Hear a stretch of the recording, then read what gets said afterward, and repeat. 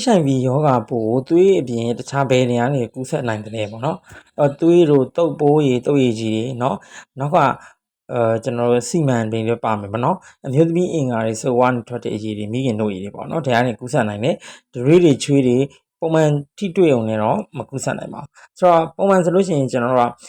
ခုနကသွေးတွေပေါ့ဥမာထားပါတော့ဆေးထိုးရနဲ့စုပ်လိုက်တယ်အဲ့သွေးတွေကပုံမှန်ဒီဆေးထိုးရကသူ့ moisture နဲ့ရှိတဲ့ခါကျတော့42ရက်လောက်ထိနေတယ်အဲ့ဒါကြောင့်မို့ကျွန်တော်ကပုံမှန်ဆိုရင်တော့ဒီသွေးကခန္ဓာကိုယ်အပြင်ဘက်ကိုထွက်ပြီးသွားရင်မိနစ်ပိုင်းစက္ကန့်ပိုင်းပါတယ်6တွေ့ပြီးတော့သူစီအသက်ဆက်ရှင်ပြီးတော့မနေနိုင်ဘူးပေါ့နော်ရေထဲမှာလည်းမနေနိုင်ဘူးလေထဲမှာလည်းမနေနိုင်ဘူးဒါမဲ့လို့ဆေးထိုးအထဲမှာရှိနေသေးတယ်ဆိုရင်တော့အဆေးထိုးအပ်ကိုထိမိတယ်နော်ထိခိုက်မိတယ် needle stick injury ပေါ့နော်ဆောင်းဒီတော်များဖြစ်ကြ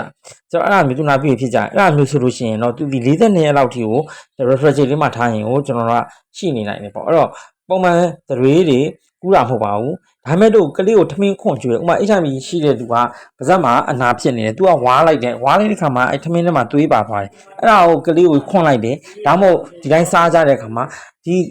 နှကမ်းမှာလည်းပါတော့အနာဖြစ်နေလို့ရှိရင်တော့ကူးသွားနိုင်တာပေါ့နော်ဒီလိုမျိုးပုံစံတော့ရှိတယ်နောက်ခုကျွန်တော်တို့ဒီမုတ်ဆိတ်ရိတ်တာတွေ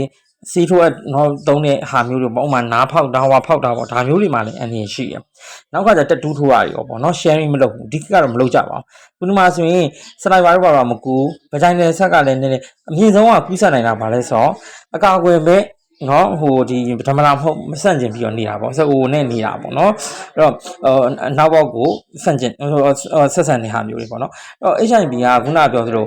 အပြင်မှာထုတ်လိုက်တယ်ဆိုမရဘူးသူကအထဲမှာ pre seminal fluid ဆိုတာတုပ်ရည်တုပ်ဘူးမထွက်ခင်တုပ်ရည်ကြီးဆိုတာထွက်တယ်လေပြီးရှင်ကန်တော်ငါလည်းခုနပြောသလိုပေါက်သွားတော့ဘာဖြစ်နိုင်လဲအဲ့တော့ခါကျတော့တုပ်ရည်တုပ်ဘူးခုနအပြင်မှာပြီးလိုက်တယ်ဆိုတော့ညာလည်းပဲဒါစိတ်မချရအောင်ပေါ့နော် prep တောက်ရမယ်ပြီးလို့ရှိရင်ကျွန်တော်စစ်တာတွေကပြော9လ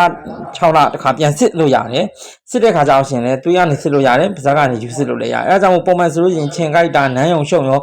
ပစ္စည်း share ပြီးသုံးရောအင်နာခွက်မှာထိုင်ုံနဲ့တော့မကူးစက်နိုင်ဘူးသို့တော့ကျွန်တော်ကခုနပြောတဲ့set string စီကိုတန်ရှင်းမလုပ်ဖ ೇನೆ ကိုသုံးတာမျိုးတွေခုနပြောသလိုเนาะ